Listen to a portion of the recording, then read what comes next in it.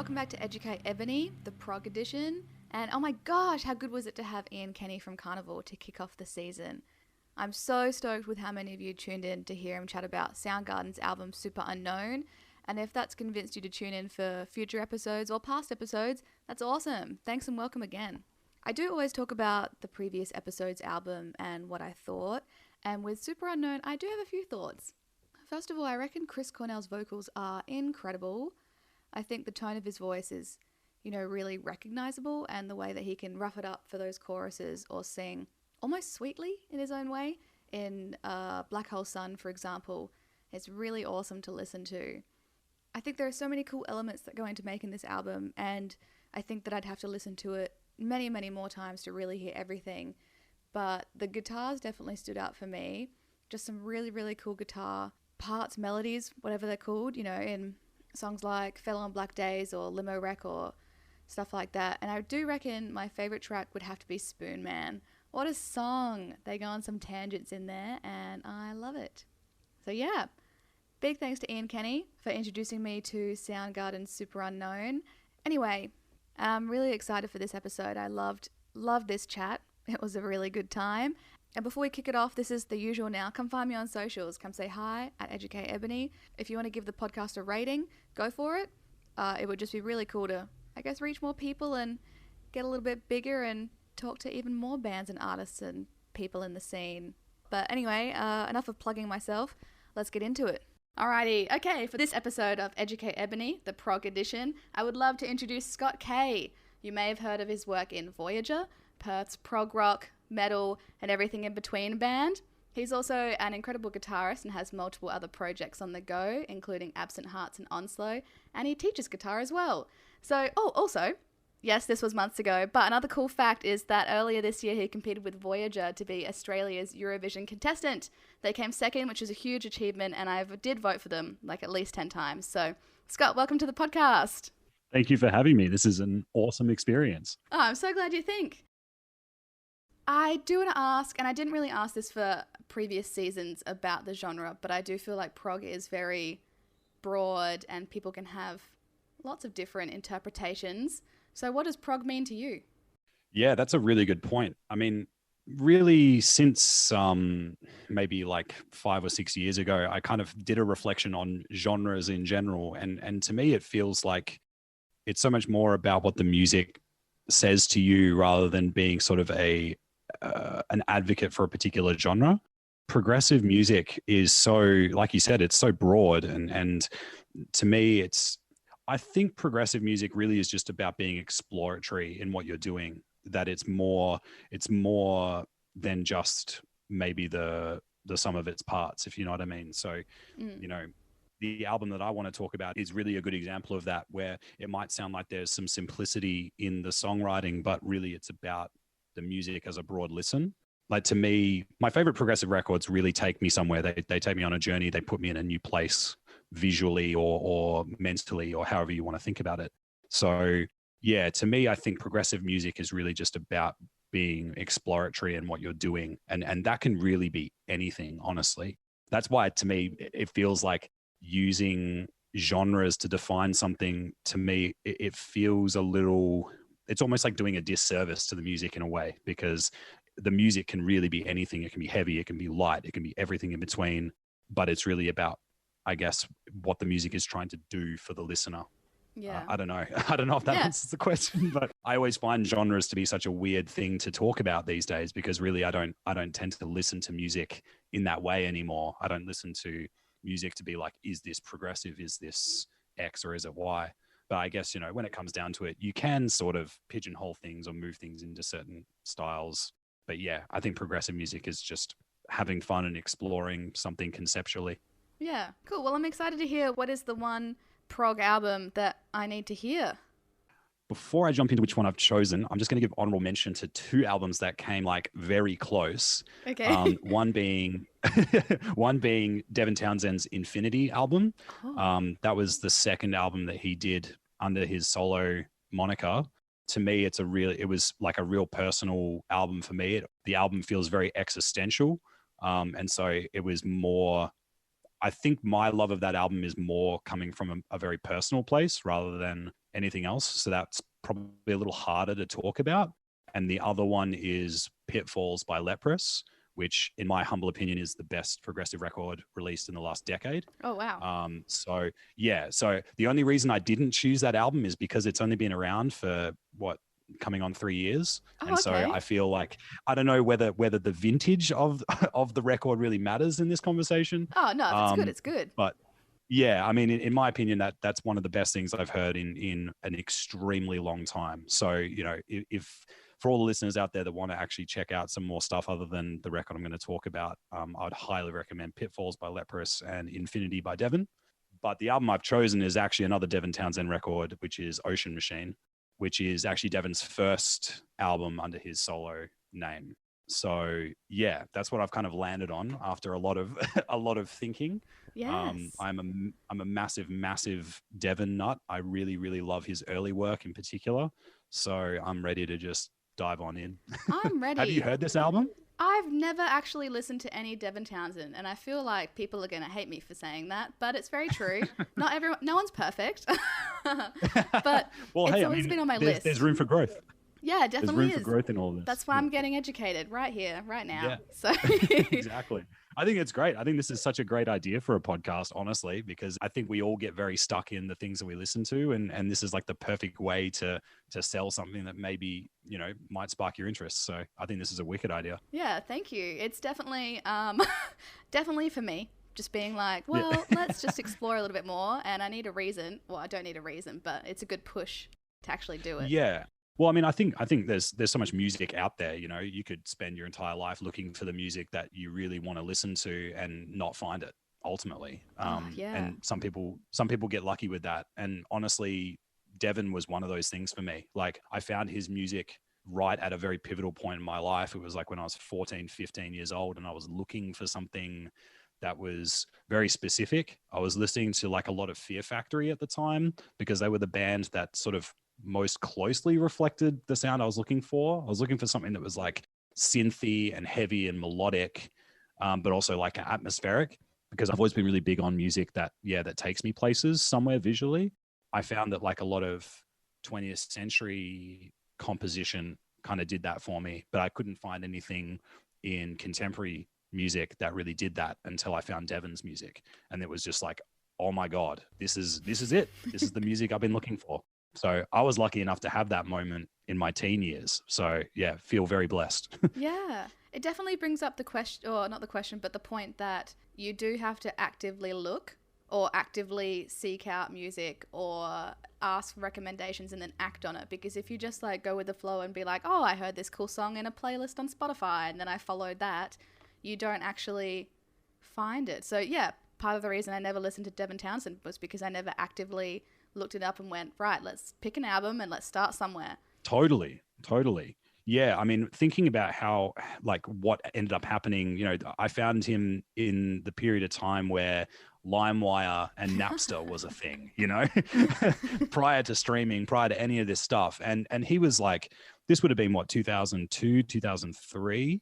So he was like an obscure artist at this point in his career. Like he's basically a household name in heavy music these days. But back then it was like, I couldn't find his records anywhere. You know, I would get extremely lucky if I found one of his albums in a JB Hi-Fi, you know, in the metal section, if I was really lucky. So there was this almost concerted effort that I had to put in order to even listen to the music at all. So I remember like going through LimeWire, you know, this is me, you know, being a bad fan, mind you, going through LimeWire and trying to find every individual track by searching for it and sort of slowly piecing the album together, almost like a puzzle.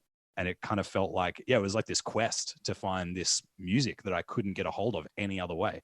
So in a way, I think that is a real reflection of what you just said, which is that you have to really actively search for something, and sometimes that actually pays you off. Yeah, it's definitely more of a prize when you get there too. Yes. I slaved away on the internet, got rid of all the bad copies off LimeWire with weird sounds, and here we are. Yep. And .exes that are actually Trojan viruses. And oh, the good days. Yep, the good old days. So what makes this album so great? What elements did you really pick up and love? I think the thing about this album to me is it is in a lot of ways, it is actually quite simple. That sounds quite silly. It's a complex album, but some of the songs on the record are not like insanely technical. You know, when you think of progressive music, we tend to immediately think of like, you know, Dream Theater and Rush and all these bands with, you know, obviously Devin's a ridiculous musician, but I don't believe he's really renowned for his ability to shred more than his ability to just write great songs. And so to me, the songs are so catchy. They have brilliant choruses, but the album as a whole really takes you through different moods. You know, it is a journey record that you need to listen to beginning to end to get the full experience. And to me, that's what progressive music is. It's not just a matter of trying to cram as many crazy ideas into one song, but to kind of go, hey, we've got 60 minutes, 70 minutes to take our listener somewhere. And so let's really take our time with it. Let's do something that's a little bit more long form. Yeah, it's like a feature film rather than a short movie. You know what I mean? In a short film. Yeah. You could almost say that in terms of like each individual song as well, instead of like an album as a whole, because prog does generally feature longer songs. Oh yeah. 4 minutes is short. Totally. Yep, exactly. So at least for me now, me in my 30s, I honestly, I don't find myself engaging with long music a lot of the time. I find maybe that's just because of the way modern listening is and I've been affected by that. Or maybe it's just because I want something that's more immediate just because of the person I am. I couldn't really separate those things. But at least for now, I feel more attached to something that gets to the point, whatever it might be, with minor exception. The only exception I can really think of is the last track off that Leprous album, which is really long, but takes you places that feel meaningful. You know, I listen to new Dream Theater albums, and to be perfectly honest, I feel like it's just taking me on this wacky roller coaster ride, and I come off it and go, I'm back to the beginning, but I don't feel like I've gained anything from listening to it, you know, without being too harsh. Whereas with this album, it really is this journey, just the way that the songs sort of cascade into one another. There are songs that basically the entire record almost bleeds in, so it feels like one big 70-minute piece of music, but there are like really distinct mood changes that happen throughout the album. Yes. Oh, I'd love to get your opinion and your thoughts on those sort of albums and songs where if you just put it on the background and you listen, you don't know what song you're up to, you can't really tell where it is, but obviously the songs have changed. How do you even go about writing that? Would you like separate it out and be like, this is a song here, or you'd write a whole big piece and be like, let's just break it in these points? Yeah, that is a really good question. I've never actually... I wrote one album with one of my band's Statues, which was a concept album. So I guess you could call it prog, inverted commas, even though the style of music was like metallic hardcore, I guess. Yeah. And that's the only experience I've ever had having to write music to fit a certain narrative, because we were kind of writing a story through the album. I think a lot of it comes down to trying to find what musical, like this sounds really technical, but for me, this is how it kind of worked. I had to think of like technical examples of how to reflect a certain mood, you know? So like in one of the tracks, the main character is like suffering from PTSD. And so the idea for me was like, okay, well, let's take all of the most intense moments prior in the album and feature those riffs or ideas in this song. So it's him sort of thinking back on moments in his past, you know, stuff like that, where you can sort of use musical themes to represent something else. I think that's the best way to kind of go about writing in that way. But in terms of trying to create something that has a seamless flow, yeah, my brain has never done something like that before. Like that's probably part of the reason why I love Dev so much, because and love these albums so much, because they have that. It almost feels like he did sit down and just write the whole thing beginning to end. You know, not like, oh, here's this cool riff that I wrote for this random song, and then I wrote this song. It feels really like he had this whole idea in mind from the very beginning, and then was able to kind of actualize it in real time. That's probably not how it was written. I don't know, but that's how it feels anyway. Yeah. I can never conceptualize that sort of stuff, because I did like writing in uni and creative writing, and I could never do any sort of long form writing, because I was like, I don't know where it's going to end up. I can't think that far ahead. I just want to do little bits now, and then, you know, I'll figure it out later on. So that's incredible. Yeah.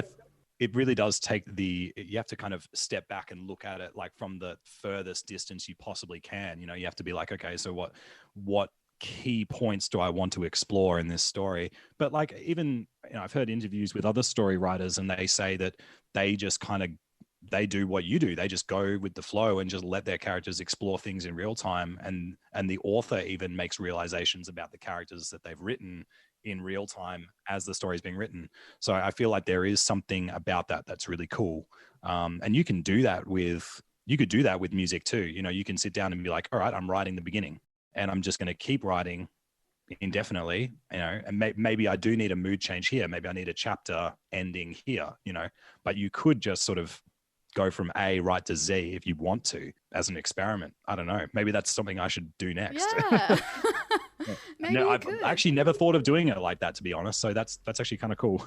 Well, next Voyager album that comes out, or next piece of work that you produce or do, Ebony credits. No, I'm kidding.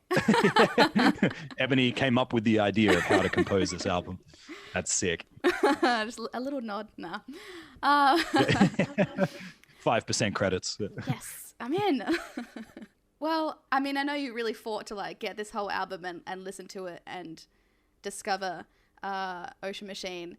But do you remember when it first became an important album to you? Was it like a couple of years later when you're writing your own music and going back and you're like, oh, actually, this is heavily influential? I don't think there was a real pinpointed moment with this album.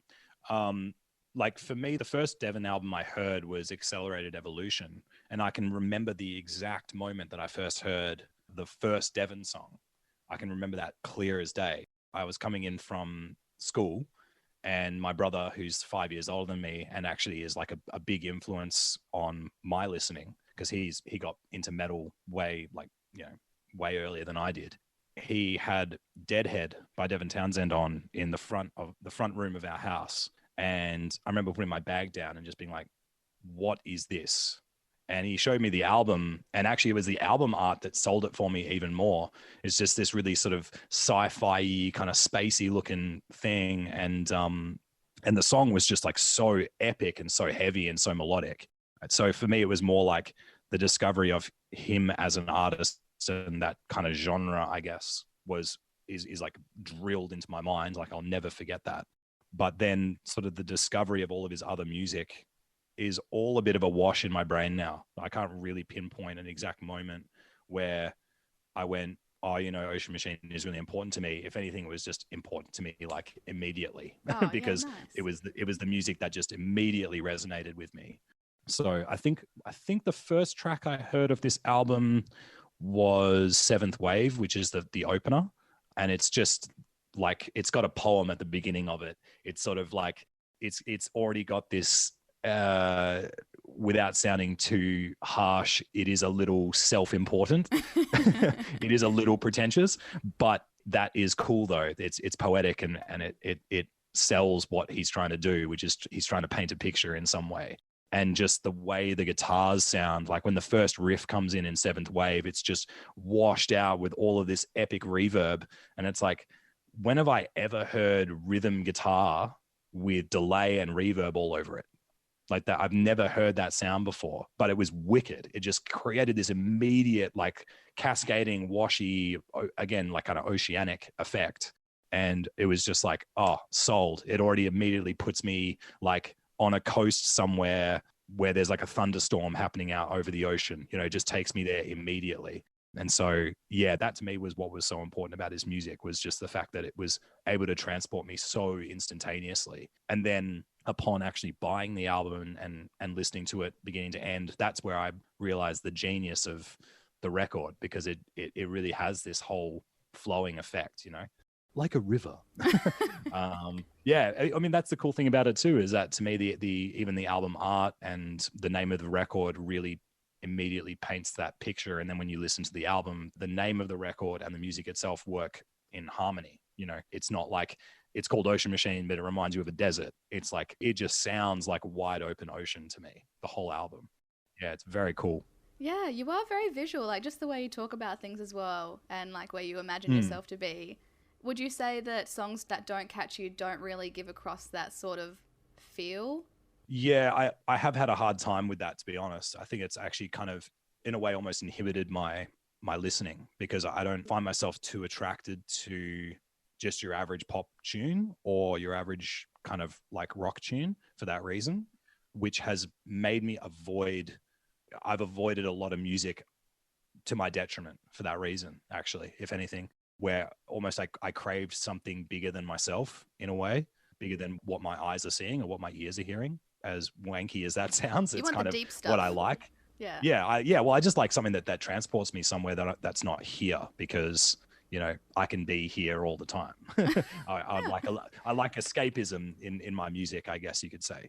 And I think that has actually kind of inhibited my listening in the long run, which is a bit of a bummer. So I'm trying to remedy that now. But yeah, I think that the visual thing is like huge for me, and it's huge for me in terms of progressive music in particular. I think that's why I was attracted to the genre in the first place, because, bands like Opeth, for example, Opeth take me to like some medieval town. It gives me this really dark, gritty, almost Game of Thrones-esque kind of feeling, and so that's why I was attracted to that music. So yeah, I think Devin was like the first big artist where that transportation to somewhere else was so significant, I guess. Yeah. And I guess that sort of makes you want to create that in your own music as well, right? Definitely. Yeah. Like the Absent Heart stuff in particular is, at times borderline Devin Townsend worship. But that's fine. I'm going to wear that badge. Who cares?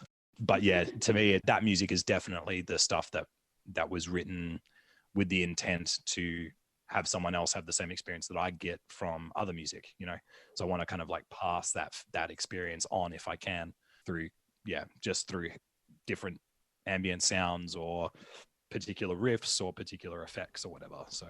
Oh, that's cool. Have you ever had any feedback on whether like someone's like, oh, I feel like this when I listen to it, and you're like, you got it. That's it. 10 out of 10. Yeah. I have had a few moments like that, which is actually really cool. And you know what? It's awesome to also hear someone's experience be entirely different to yours. Someone might say like, oh, this song kind of reminds me of like a cityscape or something. It's like, oh, I never really imagined it to be that way, but like, that's awesome. I think that's what's also so rad about music is it doesn't have to be the same destination for each person. Everyone gets what they want out of it. Like, actually, I was listening to the Devin Townsend podcasts that he released about each album. Oh. And Infinity, to me, when I listened to it, it was like an existential crisis about being small in the universe. That's what I took away from it. I listened to it. I was like, man, I feel so insignificant, but that's like, in a way, kind of empowering. And then I listened to him talk about Infinity, and he was like, this album is a God complex. Like, this album is about how he thinks he's king shit and is like the world's best thing. And I was like, oh, fuck. I literally took the opposite interpretation to what the record is really about, which is really surprising to me. But I guess that's what music is sometimes. It is what you want to hear or what you need at the time or whatever.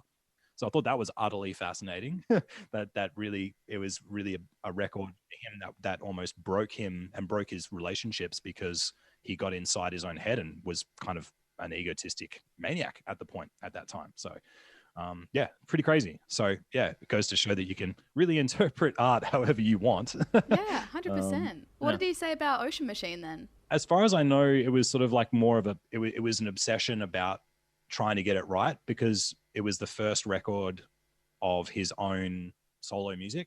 So there was it was a real personal project for him, as far as I'm aware. I don't want to try and speak on behalf of him too much, because I'm probably going to get something wrong. But as far as I'm aware, it was something that he slaved over for a long time. And he was writing the Strapping Young Lad stuff at the time, which is like super heavy.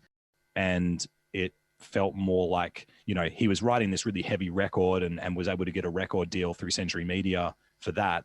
But at the time he was like, yeah, but check out this thing I'm working on. And it was like, no one would care because it's too weird, So there was this stuff that he was doing that was, while it's also incredible in its own right, I think it may have been the thing that he felt obliged to create versus the thing that he really wanted to create, which was Ocean Machine. So as far as I'm aware, Ocean Machine was actually going to be the name of his side project. So he was actually going to call his side project Music Ocean Machine. And then it kind of all got changed and he decided to name it after himself. And then Ocean Machine became the album title. So yeah, a little nugget of information there for you. Yeah. But I was going to say that would have been a good band project name. Totally. Yeah. In a way, I'm kind of glad he didn't do it, because to me, the name of the album is so perfect to this record in particular. And I don't think it would have suited anything afterwards, because, Infinity visually to me is so different. And then Physicist after that is like also completely different. Like every record really has its own identity. So I think that's part of the reason why I like this album so much, because it really, there really isn't a record that sounds like this to me. It's a very unique mix and production style. And, you might argue from a perspective of someone living in 2022 that this album sounds bad, but in my opinion, it sounds right. Like it sounds the way it sounds. And because it sounds that way, it creates that imagery for me. So I think if this record were to be remixed, I would like it less. Yeah, interesting. I was going to make a lame joke and be like, yeah, Ocean Machine would be a really cool like band name, but it's not as good as Glitterfish. But not everyone would get that. Oh my God. I was just going to say that was a sweet Onslow interview throwback. Yeah, I mean, totally off topic and whatever, I'll cut this out afterwards. But yeah. I literally hung up from that interview last year and went like, oh my God, did I banter too hard? Was that too much? And I was like, well, I've done it now. No, not even. If anything, you like Sean and I love a good banter, so you can go as hard as possible with that. Yes, good to know. All right, well, back to the actual album. Yeah.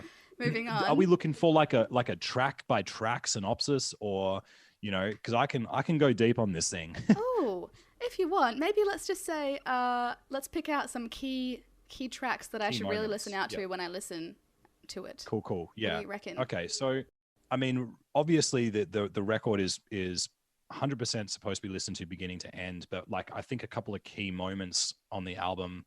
Obviously, the opener, Seventh Wave, like I was saying before, to me, it just immediately transports you to that world that he wants to put you in.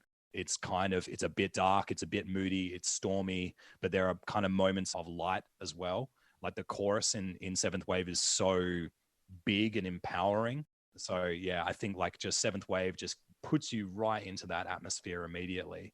And it sort of keeps you in this sort of riffy atmospheric sort of space through life and night.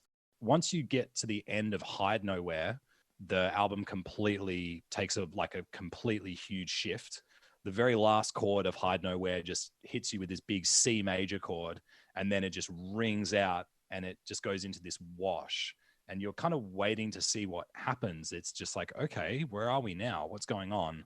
And then all of a sudden it sort of turns into just this ambient track. And then there's just like acoustic guitar, and it's like acoustic guitar and background ambience and like a vocal. And the song is like 2.5 minutes long.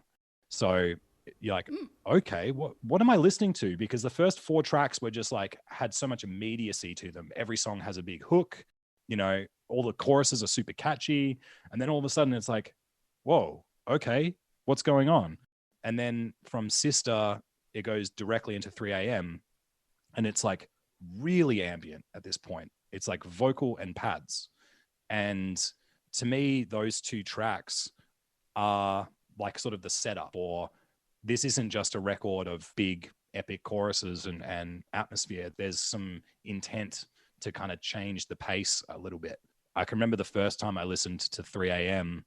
and it, again, even the song name like elicits an emotion to me that you're like alone at night and you're just like reflecting on the ocean, and just like the lyrics, like time will be on my side. No turning back this time. It's like really personal, and he's just almost like he's thinking aloud, and the music immediately puts you in that reflective kind of mode. So that's sort of almost like the beginning of chapter 2 or something, I guess you could say. And then for me, Voices in the Fan, Greetings, and Regulator, which are 7, 8, and 9, are sort of almost grouped together as well. Greetings is so cool. Greetings is like, Voices in the Fan is quite a dark, moody tune. And then Greetings just kind of comes out of nowhere and it's this big, like, hurrah moment. And it's a really short track. It's like, just shy of 3 minutes, but lifts you back out of this moody sort of middle part of the album and puts you right back into rock mode. And then Regulator is just a big ass rock tune. It's just like really fun, really epic, big chorus again. So like one thing about this album that I love is that there is a lot of complexity underneath and throughout the record in terms of where it takes you, but the songs also have just immediate hooks in them that you can just grab a hold of straight away and start singing.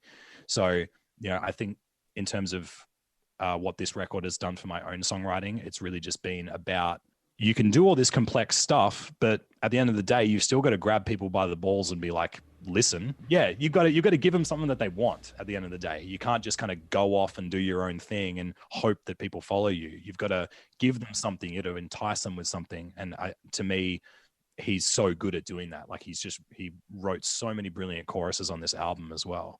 So Regulator is just a good example of just a big rock song that has a catchy chorus in it, but still maintains that cool oceanic atmosphere through the keyboards and stuff.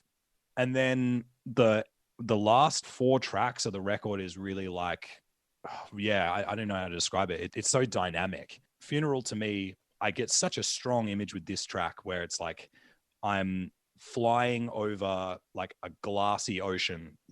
It's like I'm flying. I can't see if I'm in a plane or something, but I'm just flying at full speed over this like glassy ocean with just like this perfect blue sky. And it's just this really nice, I don't know, there's something about that track that's just like so pretty to me. Oh, that's cool. Yeah, it's very, very cool. Bastard is like the opposite of that. Dirty, dingy, dark song. And it's probably, in fact, it's the second longest track on the album. And that one really sort of has 2 parts in it. Like the first half of it is really dark and dingy. And if anything, that's the only point in time in the record where I'm almost taken out of that oceanic kind of world and placed in a dark, gritty city somewhere. But even then there's some like I was saying before, there's this like still sense of hope in all of it. Like even the darker moments, there's still a sense of positivity in it in a way. And then The Death of Music is like, that song took the longest for me to understand. When I was younger, having a shorter attention span, that song is really slow, like really, really slow. It's 12 minutes long and it takes a really long time for it to go anywhere. And a lot of it has just weird whispering dialogue in it. So it is really bizarre. But once you if you listen to the record beginning to end and you get to that point, it's like that moment where you can kind of just sit back and again reflect and be like, what did I just listen to? And what am I listening to right now? What's going on? And it just slowly, the hooks kind of just creep up on you over the period of the song. And then it just sort of cascades off into nothing. There's a bonus track which feels a little bit separated from the rest of the album, but to me, The Death of Music, like the ending of that to me is sort of like the ending of the album, I guess.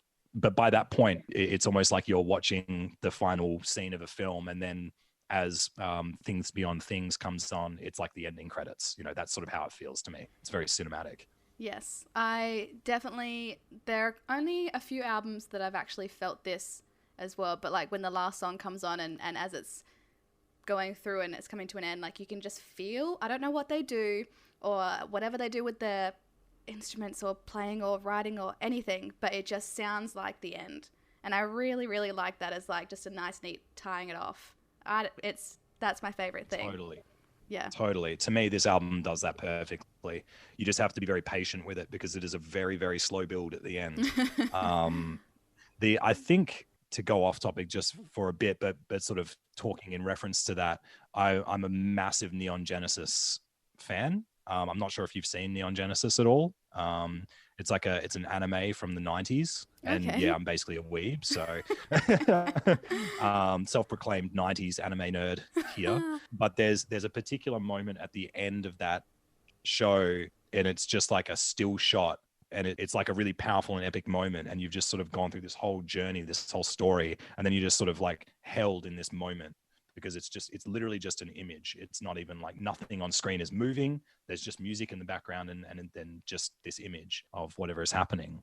And to me, there's this real parallel between The Death of Music and that moment to me, because I was sort of listening and watching both around the same time.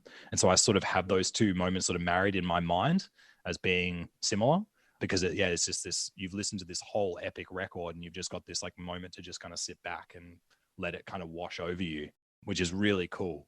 So it took me a while to understand that at least for me, that's what it, I'm not sure if that was Devin's intention, but in order for the song to make sense to me, it needed to be that sort of reflective moment, a moment where I can sit back rather than being fully engaged and being thrown about musically. It's more a moment of just like, all right, sit back and just let it happen. So satisfying. Massively. Oh, Yeah, this record is a very satisfying listen. Oh, I'm so glad. But like, and I know it's Devin Townsend and he's a huge household name and amazing. But why do you think this album stands up in 2022 and it will in future years? Or it won't. It probably will though. Let's be real. Yeah. Yeah, I think it will. I think the reason why is, and again, it's so hard to know the intent of the artist. It's not. I don't think it's fair to say that, you know, it's on us to know whether an artist really cared about an album or not. But to me, there is just something about the attention to detail on this record that's just, to me, it's so perfect. There isn't a moment on the record where you get pulled out of the world that you're in. You know, your disbelief is suspended, I guess you could say, throughout the entire record, where you are really just absorbed in whatever is happening musically.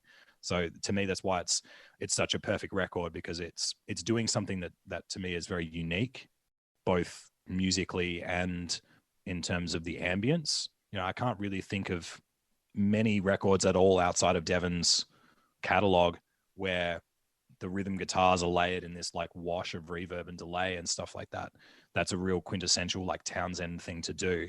And I think for that reason, it really will stand the test of time. I think you can still listen to it now, while some of the production might be dated to someone's ears, having listened to like a lot of either modern heavy music or just modern music in general. The mix might be a little off-putting, but I don't think that matters when the album has such a strong sense of identity, I think.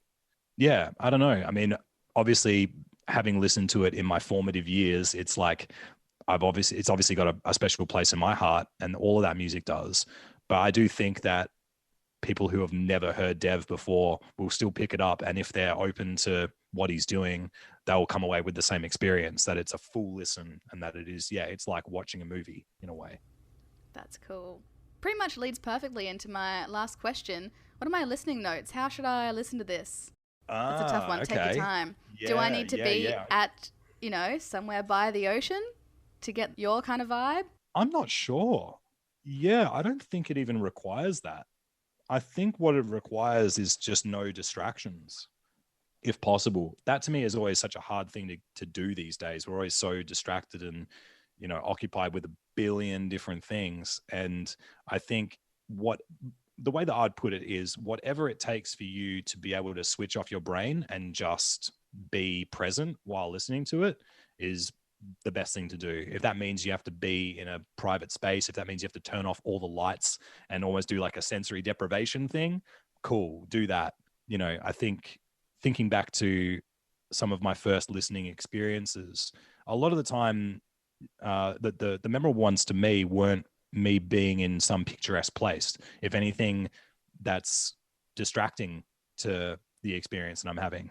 Like I remember listening to Strapping Young Lad City for the first time in my back room at my house, and I was just listening to it. I wasn't doing anything else, and my mind was completely blown. It was like one of the most insane first listening experiences of my life, but all it took was for me to just switch off and just engage with the music, and it was still just as good. So yeah, I think really it's just about trying to focus your attention more so than anything.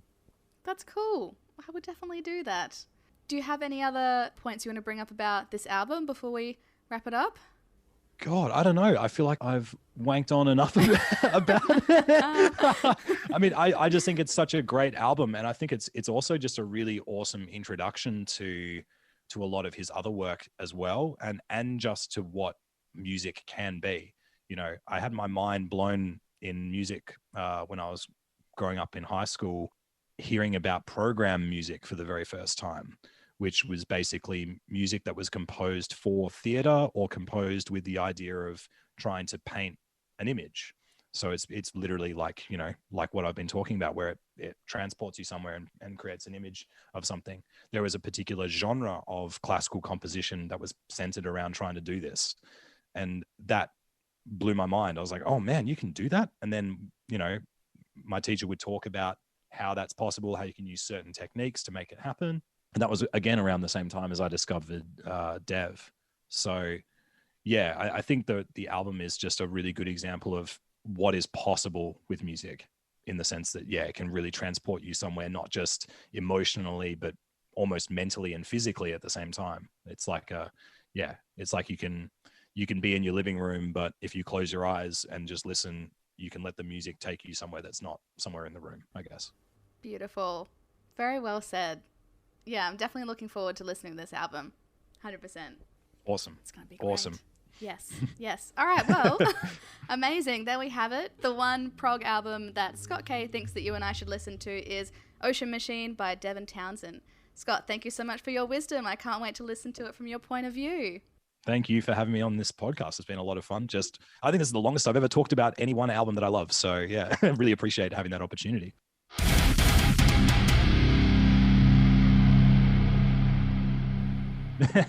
Do your research.